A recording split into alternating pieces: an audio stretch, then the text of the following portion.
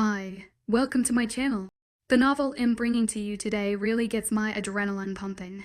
The heroine, while cooperating with the evil organization, stumbles upon a shocking secret. She discovers she's pregnant with a mysterious man's child, who turns out to be a powerful shadow werewolf. This discovery plunges the heroine into a huge crisis. The evil organization wants to use the child for experiments, while the heroine is determined to protect the child's safety. Chapter 1. This wasn't your average mistake of a one-night stand. No, this was one evil, calculated plan of luck, theory, manipulation, and one end goal that I wish I'd known before I made a deal with the devil. The devil, in this case, being one of those classic underground hidden organizations that decided they wanted to have a bit more power than us supernaturals. I say us because I like to think of myself as part of the world I've grown up in, even though I'm not considered one of them. My father, a caring and protective werewolf, fell in love with my human mother. From what I've heard, she died giving birth to me. The reason was that werewolf babies aren't compatible with a human body, so my mom was strong enough in the end to pull through. Her absence left a void in my life, and I often find myself lost in nostalgic thoughts about her, wondering what our relationship could have been like. Even though my father found another wife, a kind-hearted werewolf who became my stepmother, and a year later gave me a little brother. Not a day goes by that I don't think about my birth mother.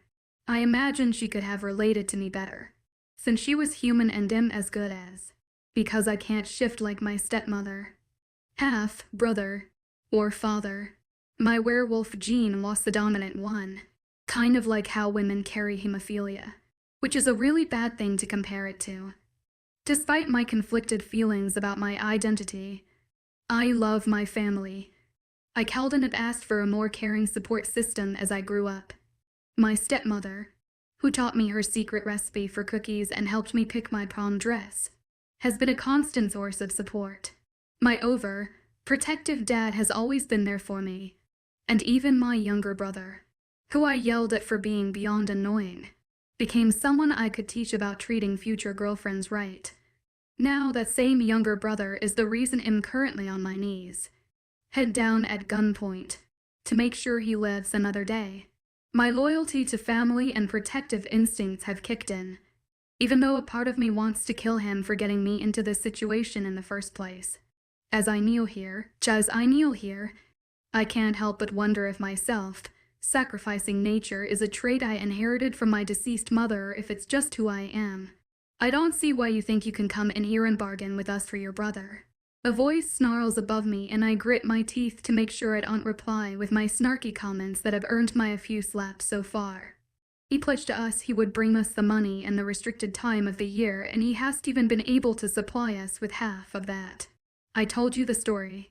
Someone stole the money from his account 2 weeks ago, and he hired someone to track down the guy who did it. The guy who stole the money is called Caleb Lynch. If you want the damn money, find him. I spit out, tired of giving him the same information, feeling like this integration is going around its circles. I don't think you quite get what code your brother has broken here. The man interrogating me finally changes the direction of the conversation. I didn't get time to see what he looks like. Bearing in mind I was tripped to the knees and my head has been forced down by 2 guards ever since. His voice would suggest late 40s, and his shinning black shoes and pressed pants means he is higher up in this demonic organization.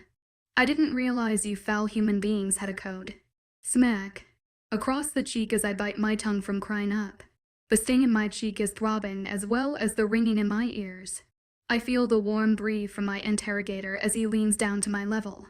Our code is what keeps everyone in order and in check. We want things done and done right and on time. It's not our fault that your brother lost the money he promised to deliver when he joined us. It's on his head. He sees out and realized I was holding my breath when he finally walks away. I don't know whether to find it honorable or a sign of weakness to your brother for having his sister groveling for his freedom. I bite harder on my tongue to not reply to that, feeling the heat radiating painfully off my slapped cheek. You might be interested to know we have already started our own little investigation on Caleb Lynch. He says quite simply, and I was about to lift my head up in my own surprise to see his face, but it was shoved down. making my neck creak. Your brother told us his name before we kept him for safekeeping. In the meantime, and has this investigation been successful? I inquire impatiently, stunned for my tone of voice not receiving a slap. Not quite. He states softly, we have a plan for 2 days hence to find this Kale Oblinch and see where our money is. But even if we get what we are looking for, we have spent countless time, effort and money into this new task. Something that could have been avoided if your brother did not fail. I hate myself for even thinking just for a second that finding this Caleb guy would put my brother in the clear zone. These people are too barbaric to think of something without cruelty involved. What are you going to do with my brother in the meantime? I asked, afraid of the answer I desperately want. We keep him with us, of course. Considering he is a werewolf, he could come in handy for our experiments. I can tell in his voice he is mocking me, poking for a response, and I am beyond mad to care that he get one. When my brother joined, I didn't realize how bad it was until he started to find out too. Experiments on the supernatural. But it seemed more like a torture chamber from the gnashing of drills and screams that echo off the concrete walls as I snuck in here. My brother's plan was to give them the money and get out. But you don't get out of an organization like this. Never. You might call us the animals, but you people are more inhuman, more savage than the rest of us. I grit out coldly, closing my eyes awaiting the blow, but instead I find my chin being pinched painfully and my head yanked up. My neck screams against the new position, but I'd ignore it as I see the man's face for the first time. Gray hair, washed out blue eyes with crow's feet, a hooked pointed nose and lips as thin as 2 toothpicks. I can't read his expression as he says, and you are not one of us, nor one of them. Halfling. Not the first time I had been called that. I guess that is a good way to explain who I was. I never met anyone like me before. Halfling, part wolf, part human, nor wolf, nor human, probably to his disappointment of me not snarling at the name. He continues, I remember overhearing Jordan talking about his mystery of a sister to his friends here. Hearing my brother's name sends a jolt through me. I need him to be okay, even if this means giving up some of my dignity right now. I am begging you to make sure my brother is safe. They'll do anything.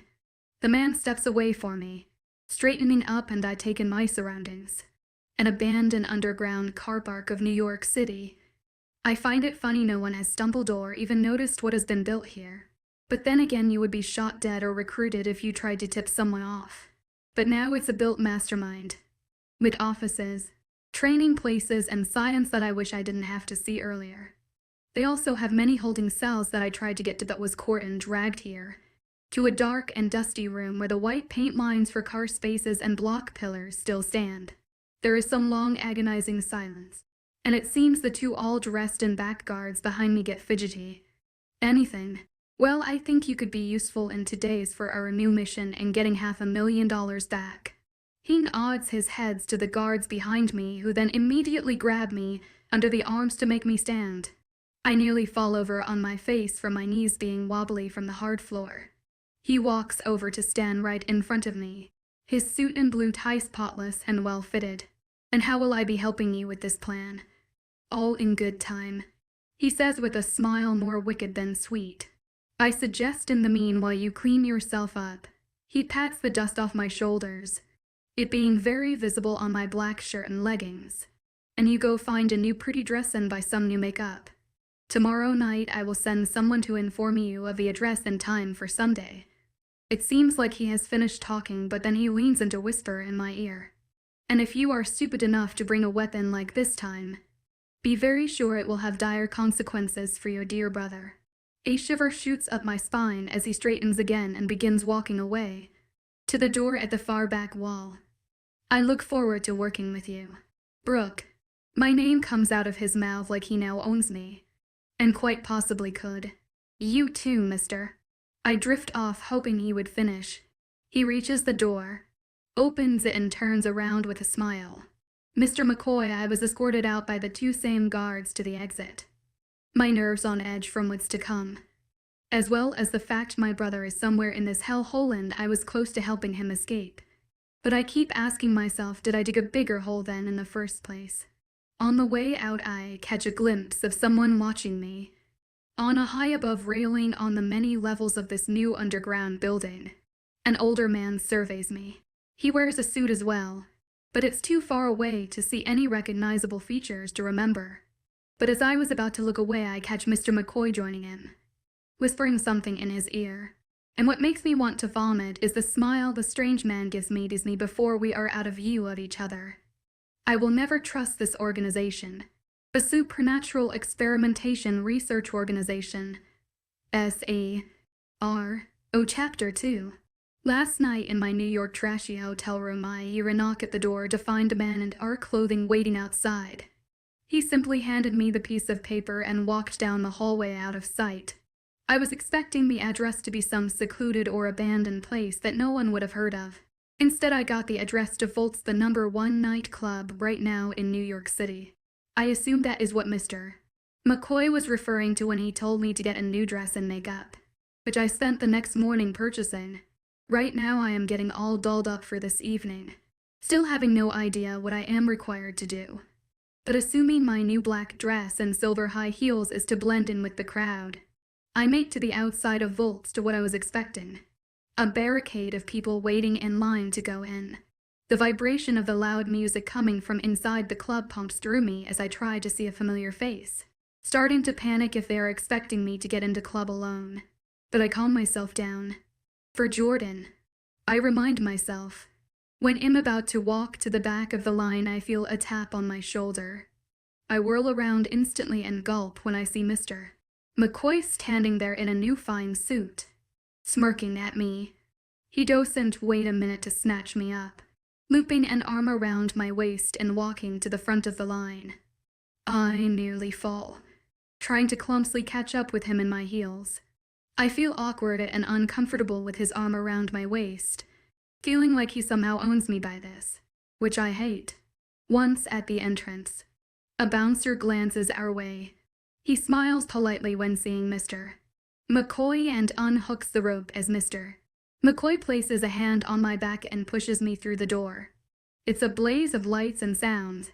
Trying to take it all in at once, I don't notice Mr. McCoy leading me down a narrow hallway that is away from the main club. There are many doors we pass until he stops at one with the number 12 on it and looks down both ways of hall before opening it and shoving me inside. Nearly losing my footing, I compose myself as he comes in calmly and closes the door behind him. He turns around and I try not to glare at him as he gives me an inspection with his eyes, the tips of his thin lips stilting upwards at the edges. "You do clean up very nicely, Ms. Rhodes," he comments. "What role am I taking in this plan of yours tonight?" I get straight to the point and he seems charmed by my determination of getting tonight over and done with. Getting to see my brother and giving him a swift hit in the head for getting in this mess to begin with. "Since you seem so eager to begin," he says, pulling out his phone from his back pocket. I see him type in some things and then points the screen in my direction. "Your task is to distract this gentleman a night." I inspect the photo. A face of a man that looks too good, looking to be real. Light brown hair, pale green eyes, a jaw angular to be made on earth, and lips way fuller than Mr. McCoy's. I memorize the face the best I can before looking back at him. Do I get more information than this? Height, age, name. How do I distract him? I inquire, and Mr. McCoy's face goes serious. It's simple enough. Make sure he stays in the club, he says in an icy tone, coming to stand mere inches from me. Our faces nearly touching. He slowly lifts his hand to play with a brown curl of my natural hair, and use whatever means necessary. He stays like that for a while, his eyes filled with wickedness burrowing into mine, like his stare latches onto my soul. As if he is satisfied, as Stucky steps back, letting my curl bounce back onto the side of my forehead. He walks back to the door, before turning around. "I assume you can make your own way home after tonight. When it's 3 o'clock you can leave." "Understood." I nod my head, not finding courage to say anything else after that. He smiles and leaves me in the room. I feel like I can breathe again as I am willing to lie down on the red sofa behind me. But then I realize what this room is and get even more chills as everything comes crashing down around me. And what he's suggesting means necessary. He knows I can't restrain a guy like that, making me buy a new dress was to blend in. And I feel sick because he thinks I will make a move if this guy tries to leave. I'm not a whore. I take a deep breath and close my eyes and see Jordan's face. For him, it can't possibly come to that. This guy might not even want to talk to me. He might have another distraction. Another girl tonight if I am lucky. I straighten and head for the door, the music hitting me full blast as I step out into the hallway, now noticing the groans and moaning from the rooms around me. I cringe and walk the way I came to the main club area. The dance floor was packed with people, dancing and grinding. I had to blend in a few times, dancing in the crowd, pretending to join people who were too drunk to realize they didn't even know me. I didn't recognize any face as the man in the photo, but I kept looking, sometimes fearing he might have slipped through my fingers and left. I checked the lounges, tables, and the packed bar area by the dance floor for his face, but saw no one alike. Needing a break from the heat, flashing lights, and loud music, I head into a hallway that supposedly leads to a cool-off area with peace and quiet. And a bar. I don't normally drink, but I think I need one. When making it to the area, I walk in and inspect it for a moment. On my left are some dimly lit tables and people casually talking and relaxing. To my right is a bar, and I noticed a male sitting there on the high stools. And my eyes widen a fraction as I realize it's the guy from the photo. I don't know what I was expecting when I saw him, but he was just as every bit as handsome as the photo. Possibly more. I don't know if my brain is leaping in joy for finding him and him still being in the premises, or dreading that now I found him, I have to keep him here. What captures my attention, though, is the heated argument he seems to be having with his companion at the bar. It is in harsh whispers, and I try not to stare at them as his friend slams his hand on the table and starts heading in my direction. I step aside the doorway, mustering a grim smile as he just walks by. My target guy just shakes his head and guzzles down his drink. I take a deep breath. You got this, Brooke. I repeat over and over in my head as somehow my feet start moving towards the bar and I am taking a seat beside him. The bartender comes around the bar and I catch his attention. Vodka soda, please. He nods with a slender smile and goes about making my drink. Target guy takes a glance my way and I mange the best smile I have. Balling my hands into fists around my clutch to make it less obvious I am shaking hey. I say casually and he gives a small smile in recognition hey. His voice is deep and rich. I can't help smile at the fact that out of everyone it was him. Why couldn't it have been some guy I didn't find attractive at all? The bartender gives me my drink and I pay him before he walks off to another person on the other side of the bar. I take a sip of my liquid courage before talking. That looked like a pretty heated argument. I say, giving him a quick glance before taking another sip of my drink. He grunts with a smirk. You're very observant, he remarks slowly, turning to me, and I try not to get lost in those pale green eyes that I always thought as boring. I swallow before also smirking. Well, from the looks of it, I was the only one that noticed. I take another sip, tilting my head to the side, trying to actually find out the mystery of what seems to be this man. Do you want to talk about it? He grins, his white teeth gleaming in the soft light. Does it look like a want to talk about it? He waves his glass of heavy alcohol around before taking another swig. He then turns towards me further on his seat, with now one of his elbows resting on the bar as he watches me. His muscles I can see are more prominent than I realized as I try to focus my gaze back on his face. Can I ask why a woman like yourself would be in a nightclub on a Sunday night? Alone. He raises his eyebrows, being cocky. You're very observant. I tease, and I watch as his eyes widen slightly before he breaks out into a smile and chuckles. It's a sound that I wouldn't mind hearing again. And again. Grant, he says and stretches out a hand. Brooke. I introduce myself and we shake hands. I don't get to caught up on the feeling of his hand in my mind for those few seconds. So where are you from, Brooke? And that's where the conversation goes on from. Questions after answers after stories through what seems like hours and maybe a little too much to drink. The way he sometimes watches me makes me blush. His eyes are intent on always keeping focus on my face, trying to work me out. There's this unsettling pit digging itself in my stomach from what I am actually doing. Amusing him. Distracting him from whatever horror is happening. I should be ashamed of myself for enjoying talking to Grant when S.E.R.O are doing something terrible that I am now a part of and always will be. But the vodka circulating in my bloodstream drowns it out. As I find myself getting closer to him as the night progresses, me tracing my thumb over his hand resting on the bar counter, or him softly touching the top of my thigh and drawing tingling swirls on the ticklish bit on the inner side of my forearm.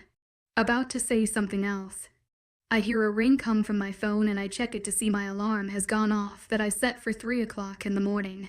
I am technically free. What does that mean? Grant asks softly as he leans over and traces patterns on the top of my thigh again, making me smile. It's 3 o'clock. Time to go. I say quietly back with another smile and he frowns. You don't have to go. Do you? He pouts and I giggle. And giggle again when I realize him leaning in was to get a good angle of my neck. I feel his lips easily hovering over my skin, brushing them back and forth ever so softly.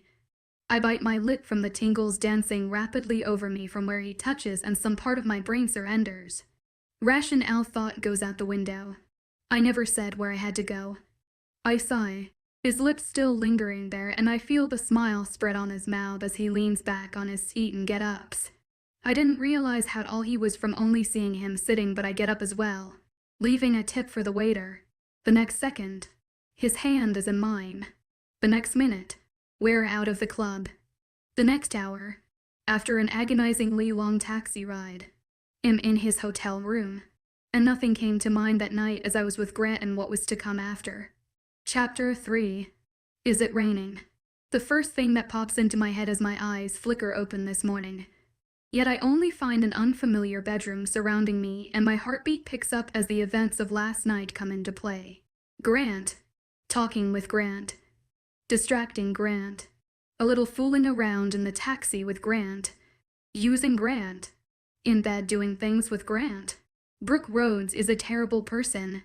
I try not cry out loud as the realization hits me. I have to get out of here now. I listen again and realize that the sound of rain is actually coming from the bathroom. Grant must be having a shower. Time to go. About to bolt out of the double bed.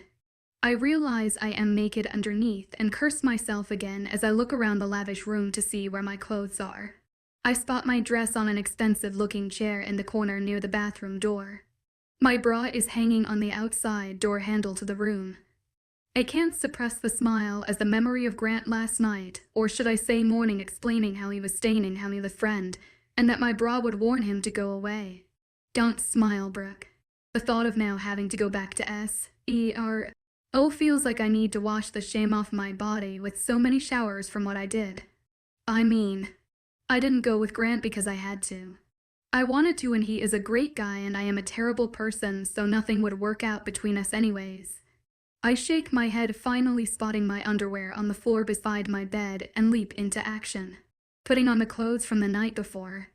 I look back at the bed after grabbing my phone and clutch. This must be a really expensive hotel. I contemplate whether to leave a note or not before I hear the sound of the tap being turned off. Time to go. I power walk out the room, getting a little lost at first in this expensive jungle of the kitchen and lounge room before seeing the front door and my high heels carelessly thrown beside it. I pray that Grant's friend isn't awake yet and bolt to the door when I hear another door open and am guessing it's Grant out of the bathroom. I grab my shoes and lock the door and I am out. I don't care if people watch me walk out of the massive hotel lobby doing the walk of shame. I think at this moment I deserve it. I find my way back to my hotel, get cleaned up, and am ready to head back to S.E.R.O and see my brother. That's what they owe me. I was escorted into the same room as before when entering the underground premises, and no surprise when Mr. McCoy was there to see me. He wears an airy smile when seeing me, as well as a tailored suit as usual. Brooke, I was wondering when you would come. I thought you would have been here earlier, he says, his eyebrows rising in question. It was a late night. I lie flatly, hoping that he didn't see through it or that someone was spying on me last night to see if I was doing my job. I scold myself for not being as vigilant as I should have been. Mr. McCoy just smiles and nods as if it doesn't matter and stays quiet. Where's my brother? I did what you asked me to do, I state strongly, and Mr. McCoy nods and gives me a little smirk. I know you did your task last night. And quite well, from what my spies have said. I can't get rid of the embarrassing blush on my cheeks as he softly laughs before it fades into a more serious note. Cale Blanche did indeed steal the money, but he had already transferred it to another account, which he's unwilling to tell us, which means your brother is not out of the clear yet. My heart sinks into my stomach. What do you mean? I did what you asked and you said that you would let my brother go. Well, where is the money, Brooke? I don't recall those specific words of letting your brother go. And I didn't remember you saying anything specific about what your help in the plan meant. You didn't specify your reward. I stumble on words to say. I feel like I've been wedged into a corner that doesn't fit properly. I had to have said something about releasing my brother. That was why I did it. I see you seem a little confused. We will give you some time to think about it, considering your brother is unable to perform any more takes at the moment. He gestures to the guard behind me, and before I have time to move, I feel a prick in the side of my neck, instantly know what's about to happen. I barely have several seconds before I start to lose touch with everything. My vision blurs and my body slumps, and the last thing I hear is Mr. McCoy's voice saying, "Just relax, Brooke. Everything will be fine." I didn't believe him for that 1 second before I passed out. 3 weeks. I have been in this room for 3 weeks now. White walls. No windows, mainly because S.E.R.O cruel people, and we're underground. A simple bed in the corner. A desk as well as an attached bathroom. Nothing in here to make weapons out of. Not even a mirror in the bathroom to break and use as a knife or something. Not that anyone has come to visit me to defend myself against. My food tray is just delivered for breakfast, lunch, and dinner, which is the only way I have been keeping track of the days. And for the past week, some mornings I find myself sick to the stomach and vomit up my last meal rave over the toilet that I suppose was lucky to have. I must have caught a bug or something from this room. Who knows what or who was in here before. I have no idea what is happening with my brother. I have nothing, and no one has come told me and informed me of why I am here. Only changed into baggy gray pants and an oversized matching shirt. But that changed when between my breakfast and lunch meal there is the sound of my door being opened. I turn my head to the steel door, which I spent a whole day pounding on. And a woman, looking in her early 30s, enters with a white lab coat, and I feel nervous already. Behind, a guard follows her into my room. I stand from my bed backing away, even though I know it's pointless. The blonde lady with square framed glasses just smiles at me. We will just be doing a blood test this morning. No need to worry. Her voice is so sweet and professional, I wonder if she knows whom she is working for. Before I can reply, the guard shoves a blindfold over my eyes and yanks my arms in front before putting handcuffs around wrists. Let's move it.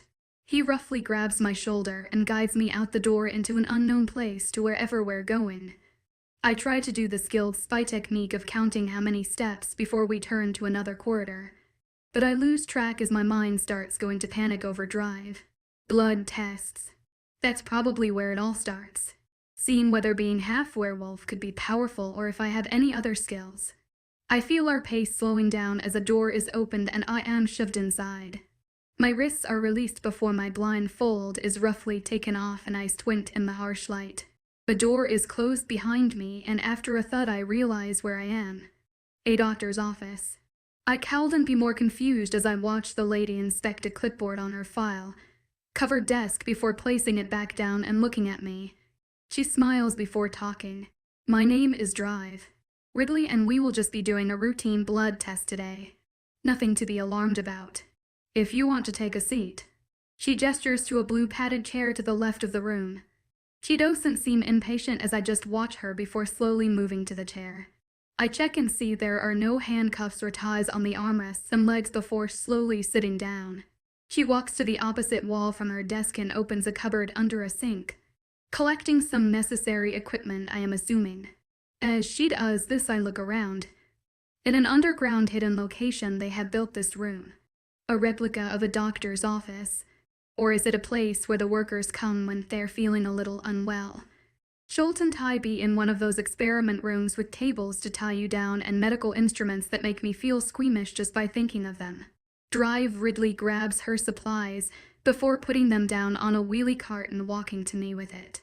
She still wears the comforting smile as she gets the needle ready. I've been in here for 3 weeks. Why wait until now for a blood test? I question as she unwraps the needle from plastic. She glances at me for a second. It has come to our attention that you have been feeling unwell for the past few days. We just want to make sure everything is all right. She answers before picking up some sort of elastic strap. I hadn't realized people knew I was ill. I inquire, thinking if somehow they heard me vomiting, which sounds ridiculous. She leans over so her face is beside the right of my head as she wraps around the elastic strap just above my elbow. They're always watching, she whispers. I catch the direction of her eyes upward and I carefully turn my head to the other side. Tilting my eyes up to the corner of the ceiling, I spot a little flashing red light, barely noticeable if you weren't looking for it. I will have to check my room for where they are now. After that, there is some more silence as she counties preparing for the needle. They're always watching. As if she isn't one of them. I'm not going to risk asking any questions about her. If they're always watching, they might as well be always listening. She wipes some antibiotics on the inner side of my elbow and she positions the needle. You might feel a little pinch. She informs me and I nod before looking away. I barely feel anything as she draws my blood. After a few seconds, she takes the needle out and places over the area with a cotton bud. She sets the needle down onto the tray and turns back to me. Taking off the elastic strap and tapes on the cotton bud. Well, this will just have to go to the lab. It will only take around half an hour. In the meantime, you can wait here and I will be back with the results. She smiles as I watch her wheel out the trolley, opening and closing the door behind her. Once it's shut, I wait 5 seconds before bolting for the door and as expected to find it locked. I huff out in annoyance, looking at her desk with all the files. Reminds me of what she told me about being watched. I would probably get into more trouble if I looked through them. And it's not like it could give me any information that I would want to know. I doubt she would know about my brother. S.E.R.O is so big she probably hasn't even heard the name. The minutes stick by as slow as they have been for the past weeks. But once the door opens again, I watch as drive. Ridley walks in and puts on a smile. However, this one doesn't seem as reassuring as the last ones. She holds a clipboard as she goes to sit behind her desk and she gestures for me to sit in the seat opposite her. I do so, unwilling to know what my blood has shown her. Well, she starts off, flicking through to pages attached to the clipboard before looking at me. It seems you are perfectly healthy. No sign of illness, but... That word but paralyzes me, as I have to wait for the inevitable. You are indeed pregnant. Brooke. Chapter for something didn't register when she said that word. Something didn't quite make sense. Seem real. I think drive. Ridley notices my detachment from the real world. Brooke. I'm sorry. What? I managed to get out. My heat rate seems to skyrocket and I focus my eyes back on drive. Ridley as she calmly looks at me, but with pity-filled eyes. Your blood work results show you to be 3 weeks pregnant. She says this more slowly, as if consoling me, which I felt would have helped if what those words meant weren't such a big deal. We also found that your blood had signs of elements found in a werewolf's blood. Knowing that you are part werewolf, we took that in consideration, but it's much stronger and we are assuming that the baby is werewolf. My eyes shoot to hers and I try to detect a lie or even a joke, but there is none. There has to be some mistake. I whisper into thin air and I watch as she sighs sadly. I'm sorry, Brooke, but the results were checked over twice. She explained and I looked down shaking my head. And then I stopped stone cold. Grant. I don't remember taking my pill that morning. We weren't safe and now look at where I am. But what shocks me even more is that the baby is werewolf. My genes wouldn't be dominant enough for a full werewolf baby. The only way for this to happen is if Grant is a werewolf. How did I not notice that? I have spent my whole life surrounded by them, and the one guy I didn't notice is the guy I should have noticed the most in this whole messed up situation. Brooke. I tilt my head up to look at Drive. Briefly as she looks down at me. I was going to talk you through a few things and find out your due date, but we can do that tomorrow. I think it would be good to think this over and start fresh tomorrow. Okay. All I can muster is the nod of my head, and at that moment the door opens to the right. I don't have to look over to know it's a guard. Drive. Ridley helps me stand up as the guard puts on the blindfold and puts my wrists in the handcuffs. He is a bit gentler this time as he escorts me back to my room. I don't bother to count my steps and turns. The only thing on my mind is that 8-letter word. Pregnant. I don't sleep well at all that night. Going through this gigantic puddle of crap I had made myself. All these questions in my brain buzzing in my ears and making my head find it nearly impossible to fall asleep. If I weren't in this hellhole, still outside in the real free world, how would Grant react? Would he turn his back? Help? Or be happy even? Did he even care that I walked out of his hotel room without a goodbye or note? What am I hot werewolf guy? Or of course he wouldn't care, I was probably just another one-night stand. But what makes me cry myself to sleep tonight is the fact that this baby is a werewolf. And when the rest of S.E.R.O knows I am pregnant, they are never letting me or the child out of their grasps. Ever. And I did that to my child who isn't even born yet. The next day, as promised, I was escorted back to Drive, Ridley office, and she and I worked out my due date. It looks like the baby is expected around the 26th of February. Around another 8 months until the baby will be ripped away from my arms. Trained and tested on by these good-for-nothing people. Drive. Ridley takes me through some other things, explaining how she will check on me every week. Normally it would be every month, but technically being human and this being a werewolf baby, she wants to make sure all things run smoothly. That afternoon I was sent back to my room to have the last person I wanted to see standing by my bed. The door is shut behind me as Mr. McCoy smiles, and I stand my ground as I wait for him to talk. It seems you are an expectant mother. Congratulations. Nothing sounded sincere about that sentence, and I glare at him. Anger that I wish could seep out of me and strangle him. He walks closer to me as he continues. We are going to make sure you are comfortable for the next few months. We wouldn't want another to happen to you or the child. You'll die before you touch this baby. I confess coldly, and Mr. McCoy just shakes his head, coming to stand beside me, facing the opposite direction. He turns his head to me. You have no control over that, Brooke. Your child will do us a great honor in better understanding werewolves and possibly werewolf pregnancies. I thought you had enough people to torture for your experiments and studies. I grit out, and I watch as he just smiles down at the floor. It's for the greater good. Excelling in science can give us new and better understanding of the world and the supernatural one. But I don't think you quite get the importance of that child. He looks back at me, dead in the eyes. We could never get our hands on a shadow breed werewolf before. You just gave us the honors. Color must have drained from my face as Mr. McCoy softly chuckles and walks towards the door. Before he leaves, he pokes his head out from behind the doorframe. You better rest up, Brooke. It's going to be a long 9 months. A shadow werewolf. When werewolves were first born in this world, the story goes they were all the same. But as they migrated into other lands, they changed through evolution. In the desert, their fur became a red, or Indian brown tint like the sand they run on and the hot sun they live under, becoming more adaptable to going for long periods of time and staying strong without water. They called them the redcoats. The ones that lived in the snow produced fur as white as the snow itself. Able to stay in the coldest temperatures were called the white furs.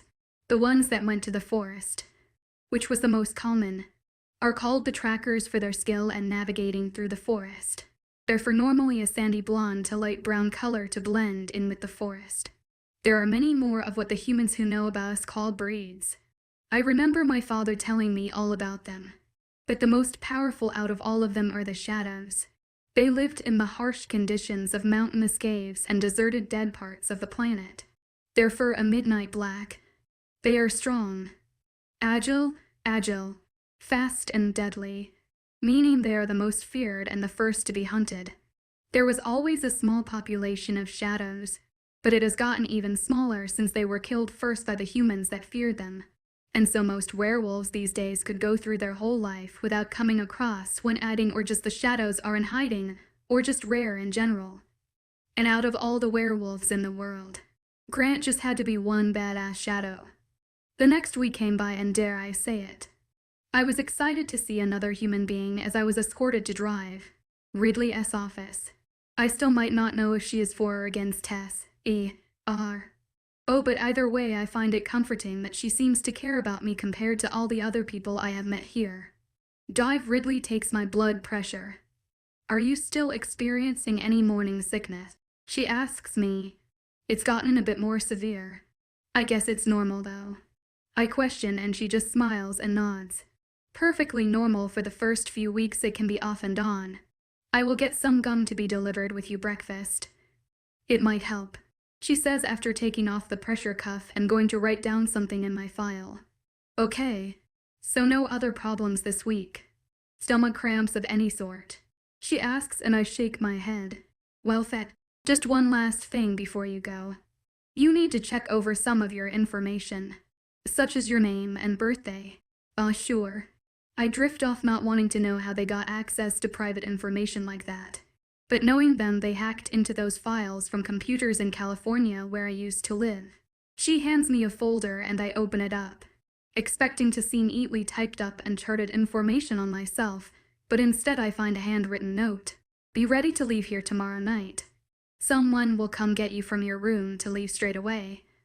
Don't say anything. Don't ask any questions. In my confusion, I look up at her, but her facial expression hasn't changed from the patient, kindly doctor. Is everything all right? I don't need to make any changes. Do I? Her emphasis on that word snaps me out of my surprise, and I give a tight smile, instead of the one I wanted to give. A bright smile of getting out of here. No, everything looks pretty straightforward. Good.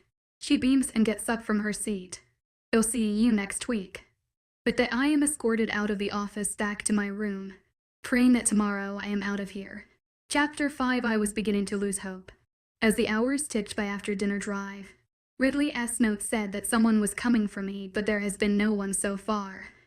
Lying on my bed, I try not to look too conspicuous and watch the door, spotting the cameras in the corner of my rooms where they can see me.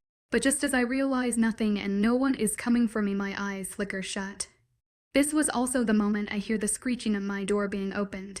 I slowly situate myself in a sitting position as the light leaks into my darkened room. I watch a dark figure peek through the door. Whose ever ass I am saving you, better hurry the hell up. The harsh whisper makes me jump. I get up from my bed. This person is wearing a balaclava and I can see their eyes do a sweep over me before nodding. This way. We only have a 5-minute window before the change of guard. Putting all my trust in this stranger, who I am assuming is a woman from her voice. I nod, not sure if she sees it. She must have, because she steps out of the doorway for me to follow. The light blinds me as I finally leave my room of my own free will. As my eyes come to adjust, I notice the woman is wearing all tight black clothing as I watch her take a long step. I look down to see why. A guard lays immobile on the ground. I look back up at her, wondering if she is going to knock me out too. But she just gestures with her hand to follow, putting a finger to her lips through the balaclava. I am prying drive. Ridley was right about this. The hallways are pale concrete and nothing to differentiate that you are in a different corridor or section of the building. I think even if I wasned blindfolded and managed to make an escape, I would be just as lost. We keep walking until the woman stops me before we turn a corner. She pushes me against a wall as she tilts her head the slightest to look around. She curses under her breath, before tuning her attention to me. Her blue eyes look straight into mine. We're going to have to take the west exit route, which is Plan B. It's a little further. Her sentence is cut off by the sound of a blazing alarm, and she lets loose another curse word. I guess we stick with Plan A. Idiots must have triggered it. She mutters under her breath. With one big inhale, she turns gracefully out the corner. I begin to follow when I stop. I let loose a curse word of my own when for guards stand in formation against the walls of the corridor. This woman doesn't seem fazed as they point their guns at her. I hear a growl before all hell breaks loose. She grabs the first guide gun on the left, pushing it back to hit his face. And then she is a graceful attacker of kicks and punches, her speed making her moves that more lethal. The first 3 guys are down as I run to approach her. She is fighting with last one getting him in a headlock to make him pass out when I notice the other guy still conscious painfully lifting his rifle to her head. I don't think as I look at the ground to see a rifle from an already beaten guard. I pick it up and aim. Being out of action for so long I find my thigh relived my aim was just as good as I hit him square in the shoulder and he screams, the rifle tumbling out of his hands. Mystery woman lets the guy in her arms topple to the ground in a heap before looking at me. Behind it the shot guard and then me again. I swear if I could see her mouth she was grinning. The sounds of combat boots running this way alerts us and mystery woman wastes no time popping open a vent on the side of the wall. You first. Bring that. She points to the gun and before I have time to question where this vent leads to I am dragged and pushed in sliding down a hollow metal tube. My squeal echoing as the rush of air stings my eardrums. It's barely a second later I feel coolness and I fall in a heap on a soft landing, my gun clattering out of my hands.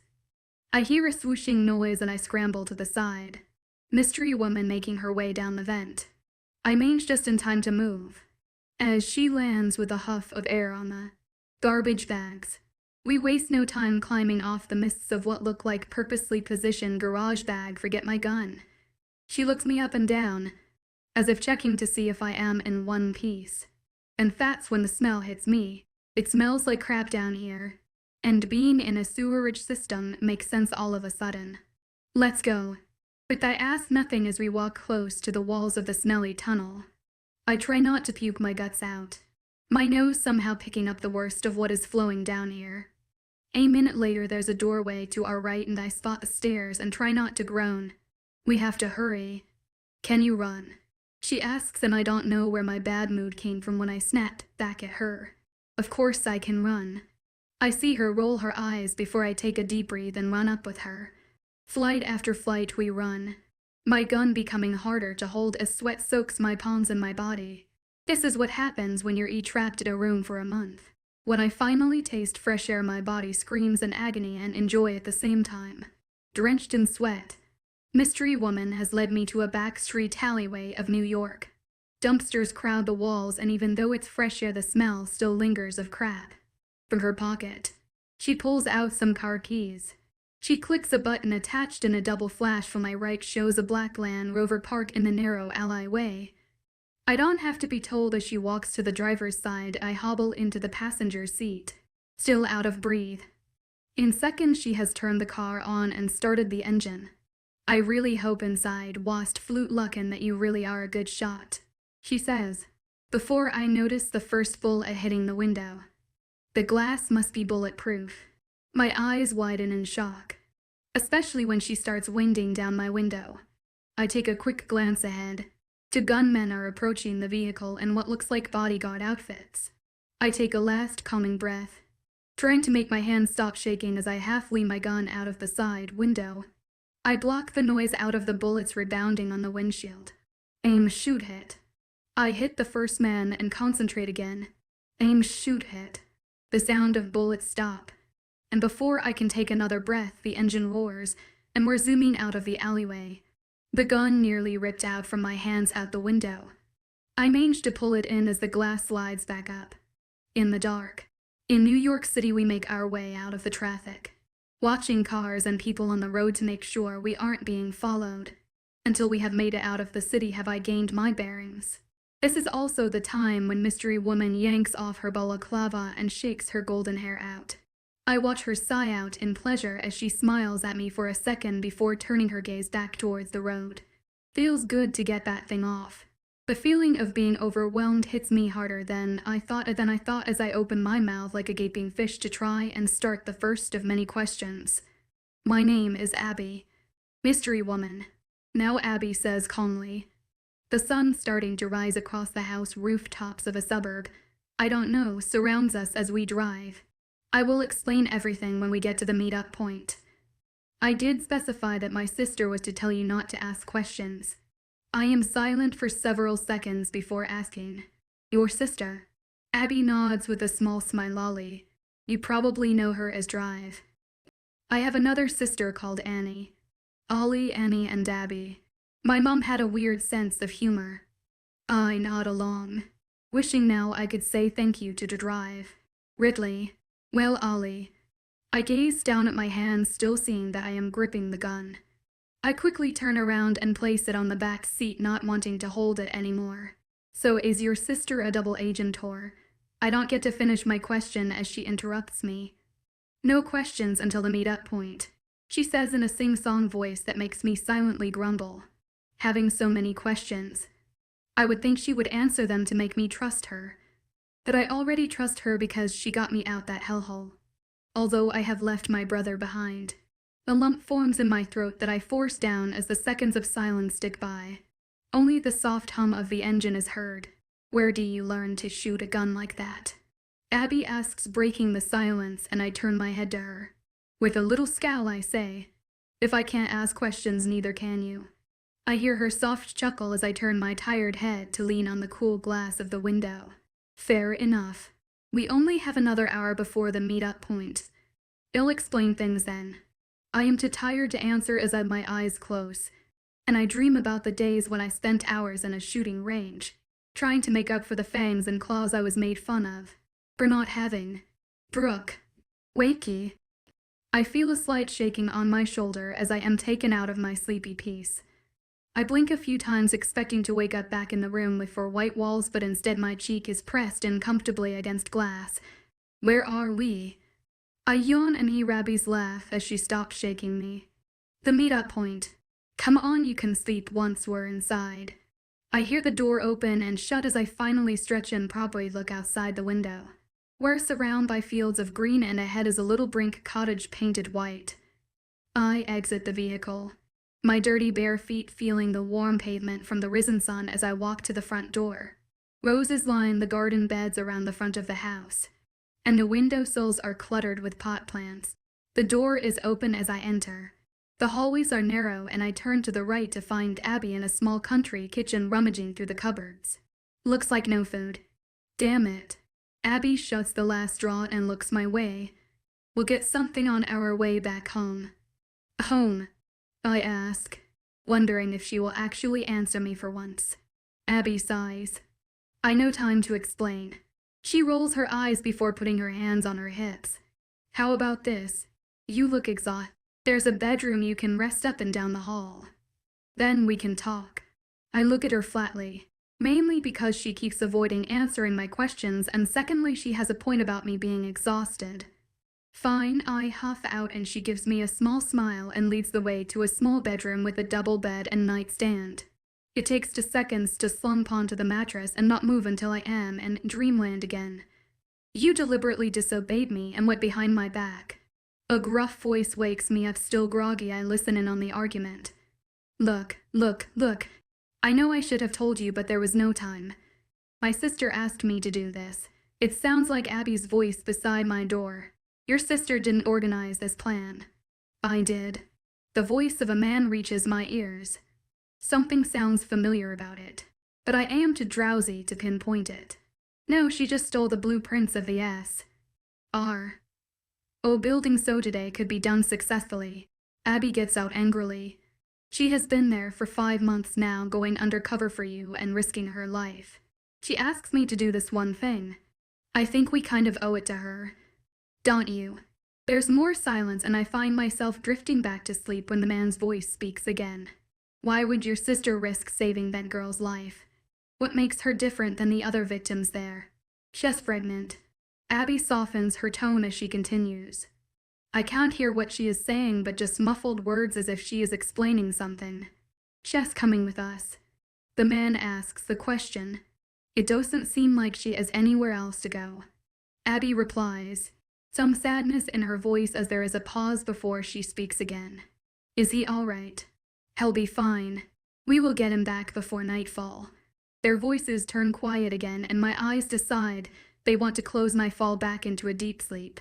The sun is not as bright as I wake, feeling a little more refreshed and energized. I hobble out of bed into the ensuite bathroom and finally catch a glimpse of myself in the mirror.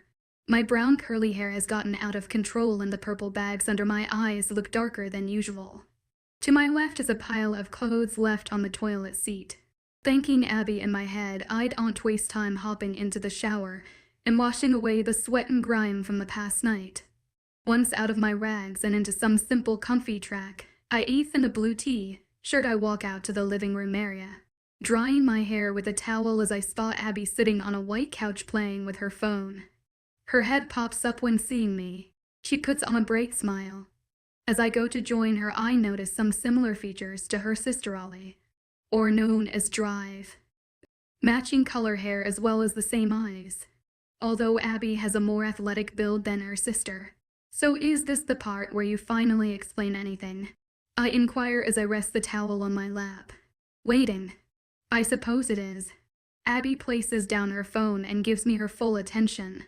Let's start off with saying my sister told me about your situation on being pregnant. My eyes widen at the word. I had drowned that out for the past day, not wanting to think about that. My gaze goes to my lap. Right, don't mention the pure got it. Abby takes a breath before proceeding. My sister called and bear to think about you being at S.E.R.O and what they could do to you while you're, and after with the baby. Another mission was already in motion to save our beta friend who was captured a few weeks ago, and she contacted me to rescue you during the mission as well. I stay quiet as I process the information she gives me, skipping over where she corrected herself. At least I know she and her sister got me out of there for my own good than for someone else's. What happens now? Well, unless you have someplace you want to go, I can take you, or you can come with me back to my pack house. She stumbles again on her words, shaking her head. I'm no stranger to the werewolf world, Abby. It's okay, I mention, and her eyes widen for a second before she is nodding. I am guessing she must have assumed I was in the dark about the supernatural world and what S.E.R.O actually doing. It also confirms my suspicions of Abby being a werewolf. Her sister must have mentioned something about the baby being a werewolf also. So, do you want to come with me, or do you have somewhere to go? It's too dangerous to go back to California, and I have nothing if I go back to New York. The only place I have right now is with Abby. The only place I have to go. Come with you, I say, and Abby smiles, one of understanding, and gets up from her seat. We got a long road ahead of us. I know this great and which place we can stop off on the way. We might make it a little past nightfall though. Nightfall. A vague memory of a conversation comes up in my mind with Abby and a man. I must have been dozy when listening to it because I don't remember much, but I don't dwell on it. As we get ready to head off too. Where are we going? Abby,